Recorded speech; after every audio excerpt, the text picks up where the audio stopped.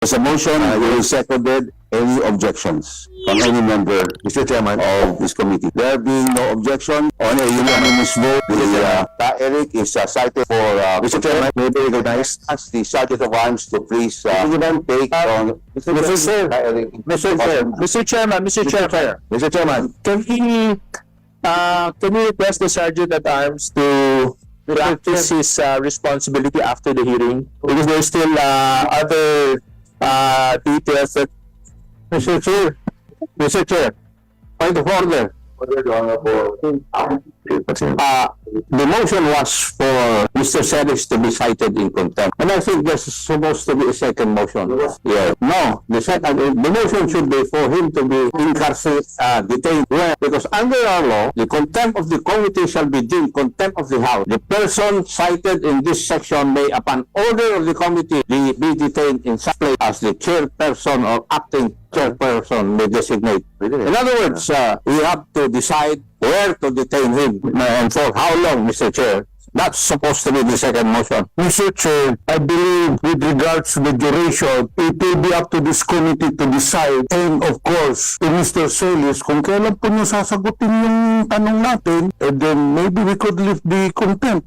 But as long as hindi pa niya sinasagot yung tanong natin, the contempt will remain. Mr. Chairman, final statement before niyo po ako'y kulong.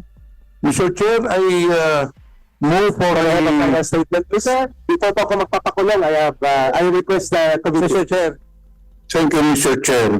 In an earlier motion, Mr. Chair, we have already approved to cite for contempt Mr. Celis.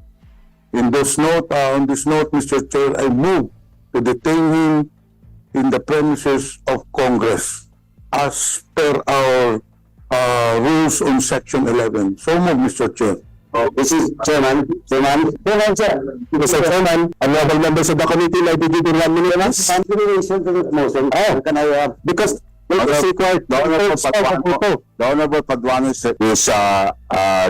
Mr. Chairman, ang ano lang, point of inquiry lang, kasi we are not allowed to have a detention for indefinite period of time. So we have to establish how long. And the lifting of that detention will depend on the members of this committee, of course, with the cooperation of the person in contempt. So we have to establish how long, because we are not allowed to detain indefinite based on so many jurisprudence, Mr. Chairman. Mr. Chair, Honorable Akop is recognized. Yes, there's a decision by the Supreme Court that we cannot detain a person indefinitely. And therefore, may I move that we come up with a definite period for detention insofar as Mr. Celis is concerned. For violation of paragraph C of Section 11 of the rules. Nakalagay 10 days na 10 days. 10 days lang.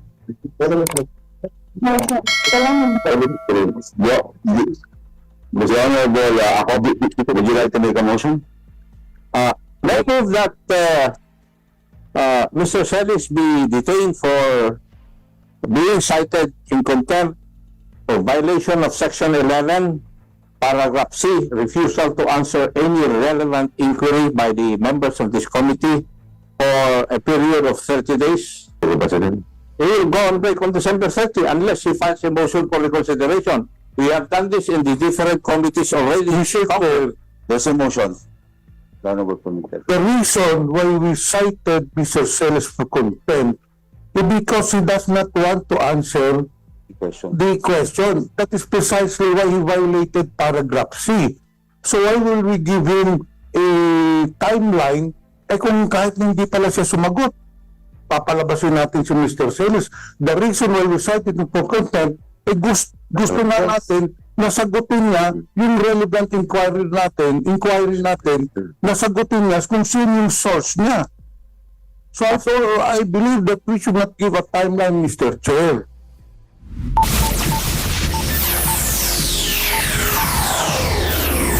After citing the jurisprudence, Mr. Chair, I submit to the wisdom of this committee. Mr. Chairman. The due process was given to the witness and he was allowed to speak. And he cited his grounds why, as a matter of fact, we gave him so much airtime that he manifested his refusal to the question of the Honorable Suarez 4 times.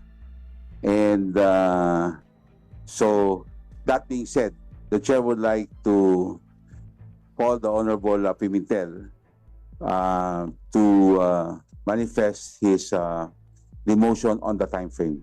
Mr. Chair, I would like to amend my previous motion. Therefore, Mr. Chair, I move to detain Mr. Celis, for he was cited in contempt until the adoption of the committee report at the plenary session, Mr. Chair. So move. Okay. So that is also an amendment to the motion of the Honorable Akop early on. There's a motion amending the motion of the Honorable Akop. Any second? Second. Okay. So that is also an amendment to the motion of the Honorable Akop early on. There's a motion amending the motion of the Honorable Akop. Any second? Seconded. The chair hearing no objection.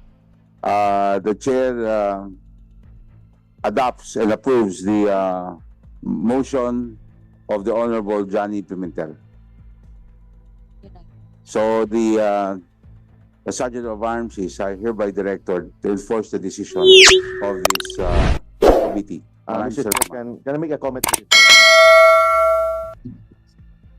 Session suspended.